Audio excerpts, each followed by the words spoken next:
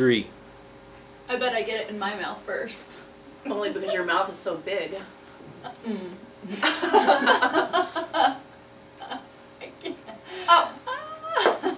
Oh yeah. I lose.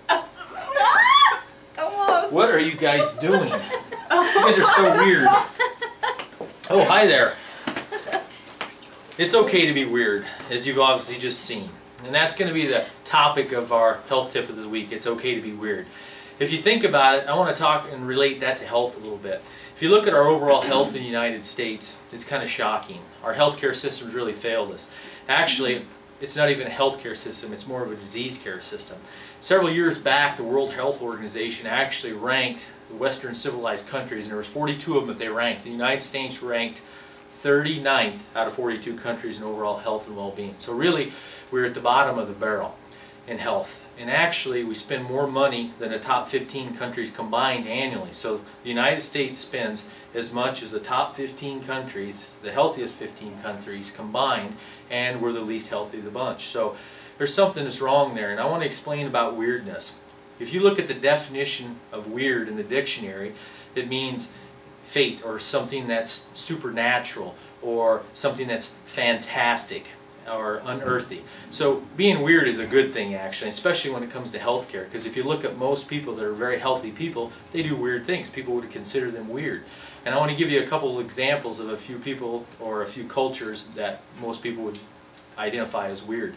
There's a fella that lives in Arizona by the name of Bernardo LaPallo. And Bernardo is kind of an interesting character because he is going to, August 17th of 2014, he's actually going to turn 113 years of age.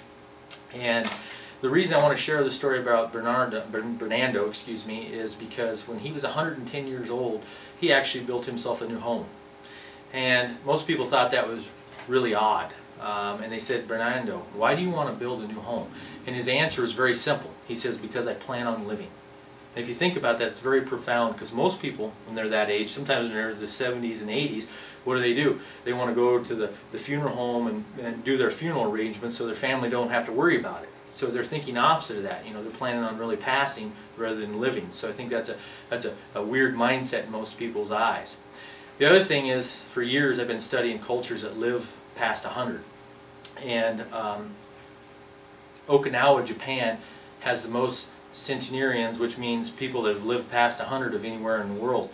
And they actually live, particularly the women, live well past 100 years of age. And it's not uncommon to find women in their mid-90s riding a bicycle all over town.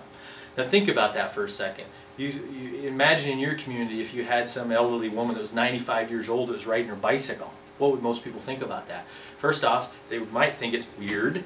And secondly, they'd be like, oh my gosh, let's get her off that bicycle. She's going to crash, she's going to hurt herself, she's going to break a hip. But in reality, you know, she kept herself, or they kept themselves in such good shape that they were capable of riding that bicycle. Cultures that live a really long period of time do have a lot of characteristics the same. Number one, they eat a very good diet. They consume about 12 to 1,900 calories. Where here in the United States, you know, we're 4,000, 5,000, 6,000 calories. So they have a reduced caloric intake. There's lots of scientific research that's shown that, particularly when we take animals, when we reduce their caloric intake, they have longer life expectancy, and we see that with humans as well. They eat good fermented foods, which have good bacteria in them. They walk 1+ miles a day. They spend an hour outside getting sunshine. Sunshine's actually good for us, contrary to most beliefs.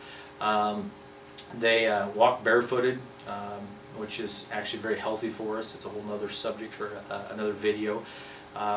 They have quiet time. They take naps.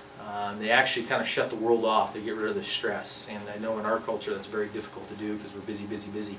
The point I'm making with this is a lot of those things that you do has some weirdness to us. When I say weirdness, it means supernatural, or it means something that's unearthly, or something that's fantastic. And if you think about that, walking every day, eating a diet that's 50% raw plant-based foods, and by most people's accounts wouldn't seem weird, but in reality it's what we need to be doing. So our health tip of the week is take some of this advice. Go out and make sure you walk every day, get some sunshine, eat lots of raw foods, eat some fermented foods, walk around barefooted, reduce your stress level, shut the world off every day if you're able to do that, and plan on living well past 100. Until we meet next time, be well.